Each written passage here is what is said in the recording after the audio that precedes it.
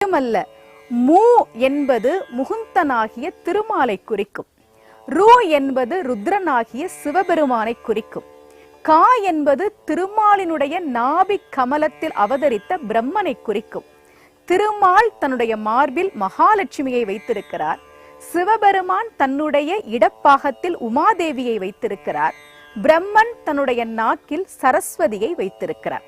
முருகா என்று கூப்பிட்டால், முருகா என்று வணங்கினால் அது முருகனை மட்டுமல்ல, சிவன், பிரம்மன், திருமால் ஆகிய மும்மூர்த்திகளையும் அவர்களுடைய தேவியரையும் சேர்த்து வணங்கியது போல் ஆகும் என்பதால் தான் அருணகிரியார் மொழிக்கு துணை முருகா என்னும் நாமங்கள் என்று சொன்னார். அவ்வளவு சிறப்புக்குரியது முருகா என்கிற நாமம். அருணகிரியார் முருகனை பற்றி நிறைய பாடல்கள் பாடியிருக்கிறார்.